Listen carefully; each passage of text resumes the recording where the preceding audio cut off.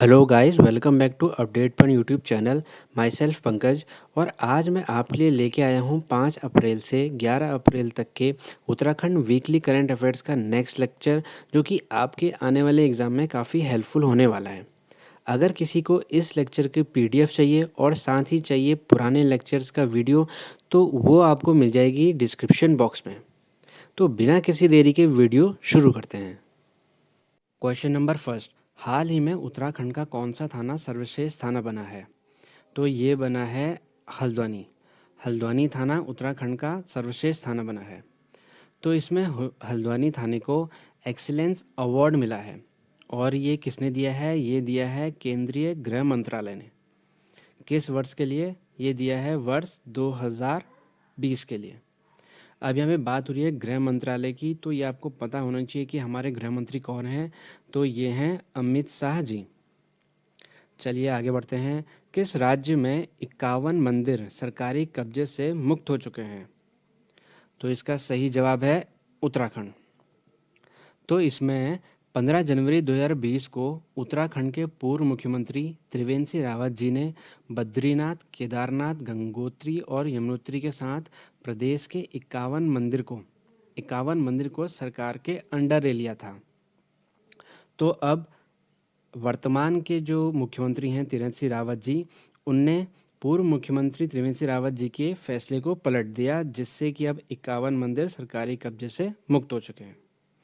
चलिए आगे बढ़ते हैं।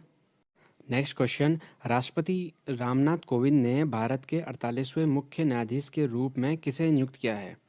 48वें मुख्य न्यायाधीश के रूप में किसे नियुक्त किया है? तो ये किया है एन.वी.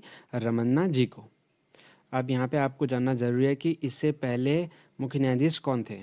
तो वो थे एस.ए. बोबडे, जो कि रिटायर होने वाले हैं 23 अप्रैल 2021 को, यानी इसी महीने ये रिटायर हो जाएंगे। चलिए आगे बढ़ते हैं। कौन वियतनाम का अगला प्रधानमंत्री बन गया है? वियतनाम का अगला प्रधानमंत्री कौन बन गया है? तो ये बने हैं फाम मिन चिन। और इससे पहले प्रधानमंत्री कौन थे? तो ये थे गुयेन जुआन फुक। ये ऑप्शन में ही है, तो ये आपको ध्यान रखना है कि उससे पहले कौन थे। ये थे गुयेन जुआन फुक। क्वेश्चन, 7 अप्रैल को विश्व भर में कौन सा दिवस मनाया जाता है? तो इसका सही जवाब है विश्व स्वास्थ्य दिवस। विश्व स्वास्थ्य दिवस हर साल विश्व भर में यानी दुनिया भर में 7 अप्रैल को मनाया जाता है। तो इस बार इसकी थीम क्या है, ये एग्ज़ाम में पूछा जा सकता है। तो इसकी थीम है बिल्डिंग अ फेयरर हेल्दियर वर्ल्ड। बिल्डिंग अ फेयरर हेल्दियर वर्ल्ड इसकी इस साल की थीम है। अब थोड़ा इसके बारे में जान लेते हैं। WHO ने 1948 में अपनी पहली स्वास्थ्य सभा में वर्ल्ड हेल्थ डे कैंपेन की शुरुआत की थी और इसे 1950 में लागू किया था। तो तब से हम हर साल 7 अप्रैल को विश्व स्वास्थ्य दिवस मनाते हैं। अब यहाँ पे बात हुई है WHO की। WHO की बात हुई है, तो थोड़ा इसके बारे में जानते हैं। अब WHO की स्थापना कब हुई थी, ये एग्ज़ाम में पूछ सकते हैं। तो WHO की स्थापना हुई थी 7 अप्रैल 1948 में WHO की स्थापना हुई थी। अब इसका हेडक्वार्टर कहाँ है? इसका हेडक्वार्टर है जेनेवा में। जेनेवा स्विट्ज़रलैंड में इसका हेडक्वार्टर है। अब इसके हेड कौन है? इसके हेड हैं टेड्रोस एडोनम। इसके हेड हैं कौन? टेड्रोस एडोनम इसके हेड हैं। चलिए आगे बढ़ते हैं। जम्मू और कश्मीर सरकार 3 अप्रैल 2021 से किस शहर में 5 दिवसीय ट्यूलिप उत्सव का आयोजन कर रही है? तो ये कर रही है श्रीनगर में। और ये एशिया का सबसे बड़ा ट्यूलिप उत्सव है, ये आपको पता होना चाहिए। चलिए आगे बढ़ते हैं। नेक्स्ट क्वेश्चन, किस कंपनी ने भारतीय कप्तान विराट कोहली को अपना नेक्स्ट ब्रांड एम्बेसडर नियुक्त किया है? तो किसने किया है? इसका सही जवाब है डिजिटल इंश्योरेंस ने। तो डिजिटल इंश्योरेंस ने विराट कोहली को अपना ब्रांड एम्बेसडर नियुक्त किया है। चलिए आगे बढ़ते हैं। किस सरकार ने लैब ऑन व्हील्स कार्यक्रम की शुरुआत करी है? किस सरकार ने लैब ऑन व्हील्स की शुरुआत करी है? तो ये शुरुआत करी है किसने? दिल्ली सरकार ने।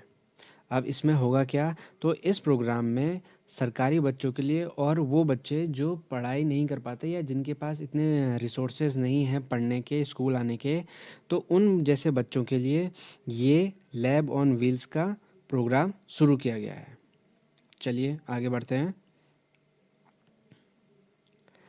किस वुमेन्स टीम ने हाल ही में लगातार 22 वनडे जीतने का वर्ल्ड रिकॉर्ड बनाया है? तो इसका सही जवाब है ऑस्ट्रेलियाई वुमेन्स टीम ने। अब है नेक्स्ट क्वेश्चन, हाल ही में किसने IIM जम्मू में आनंदम द सेंटर फॉर हैप्पीनेस का उद्घाटन किया है? तो ये किया है रमेश पोखरियाल निशंक जी ने। अब ये कहाँ के सांसद हैं, ये आपको पता होना चाहिए। ये हैं हरिद्वार सीट से सांसद हैं रमेश पोखरियाल जी। सिडबी के नए अध्यक्ष और प्रबंध निदेशक के रूप में किसे नियुक्त किया गया है? तो इसका सही आंसर है एस रमन को सिडबी का नया अध्यक्ष और प्रबंध निदेशक चुना गया है। अब यहाँ पे बात हो रही है सिडबी की, ये बैंक है तो इसकी फुल फॉर्म आपको पता होना चाहिए सिडबी। तो सिडबी की फुल फॉर्म है small industries development bank of India. इसकी स्थापना हुई थी 2 अप्रैल 1990 को और हेडक्वार्टर है इसका लखनऊ में। तो ये आपको पता होना चाहिए। नेक्स्ट क्वेश्चन, किस देश में हाल ही में बराक परमाणु ऊर्जा संयंत्र ने अपना वाणिज्यिक परिचालन शुरू किया है? तो ये कहाँ शुरू किया है? ये किया है संयुक्त अरब अमीरात में। नेक्स्ट क्वेश्चन, सरकार ने किस महाकवि की तपस्थली का मौजूदा नाम महमूदपुर को बदलकर परासोली करने की मंजूरी दे दी है? तो इसका सही आंसर है सूरदास जी की तपस्थली को सरकार ने महमूदपुर का नाम को बदलकर परासोली करने की मंजूरी दे दी है। अब सूरदास जी के बारे में आप सबने पढ़ा होगा, ये कौन थे? ये एक महाकवि थे। और यहाँ पे बात हो रही है परासोली की, तो ये जगह कहाँ पे है? ये जगह है यूपी में। यूपी में ये परासोली जगह है। अब है नेक्स्ट क्वेश्चन, सीआरपीएफ शौर्य दिवस किस दिन मनाया जाता है? तो ये मनाया जाता है 9 अप्रैल को। तो 9 अप्रैल को सीआरपीएफ अपना शौर्य दिवस मनाता है। तो थोड़ा इसके बारे में जान लेते हैं। सीआरपीएफ का नाम पहले सीआरपीएफ नहीं था, इसका नाम पहले क्या था? ये क्वेश्चन पूछ सकता है। तो पहले इसका नाम था क्राउन रिप्रेजेंटेटिव पुलिस। सीआरपीएफ का पहले नाम था क्राउन रिप्रेजेंटेटिव पुलिस और आफ्टर इंडिपेंडेंस यानी कि आज़ादी के बाद इसका नाम सीआरपीएफ हो गया। और ये कब हुआ? ये हुआ 28 दिसंबर 1939 को, यानी 28 दिसंबर 1949 को इसका नाम बदलकर सीआरपीएफ हो गया। अब सीआरपीएफ का मोटो क्या है ये पूछ सकता है। तो सीआरपीएफ का मोटो है सेवा और निष्ठा, यानी सर्विस एंड लॉयल्टी सीआरपीएफ का मोटो है। चलिए आगे बढ़ते हैं। नेक्स्ट क्वेश्चन, फुटबॉल नियामक प्राधिकरण फीफा ने किस देश के फुटबॉल फेडरेशन को निलंबित कर दिया है? किसको किया है? तो ये किया है पाकिस्तान को। नेक्स्ट क्वेश्चन, विश्व बैंक ने किस राज्य में स्वास्थ्य सेवाओं के सुधार के लिए 3 करोड़ डॉलर की एक परियोजना को मंजूरी दे दी है? तो ये किसके लिए मिली है? ये मिली है मिजोरम के लिए। तो मिजोरम के लिए विश्व बैंक ने 3.2 करोड़ डॉलर की एक परियोजना को मंजूरी दे दी है। अब यहाँ पे बात हो रही है विश्व बैंक की, यानी कि वर्ल्ड बैंक की। तो यहाँ पे बात करते हैं इसके हेडक्वार्टर की, ये कहाँ पे है? ये है वॉशिंगटन डीसी यूएसए में। तो वॉशिंगटन डीसी यूएसए में वर्ल्ड बैंक का हेडक्वार्टर है। अब इसका स्थापना कब हुई थी? ये हुई थी 1944 को। 1944 को इसकी स्थापना हुई थी। अब इसके हेड कौन है? ये हैं डेविड आर मालपास। तो डेविड आर मालपास इसके 13वें प्रेसिडेंट हैं। तो ये आपको याद रखना है कि डेविड आर मालपास इसके 13वें प्रेसिडेंट हैं। तो गाइज़ ये है आज का लेक्चर। अगर लेक्चर अच्छा लगा हो तो लाइक कीजिएगा, बाकियों के साथ, अपने दोस्तों के साथ, फैमिली के साथ इसे शेयर कीजिए और चैनल को सब्सक्राइब करना बिल्कुल मत भूलिए। तो अब मिलते हैं सीधे नेक्स्ट लेक्चर।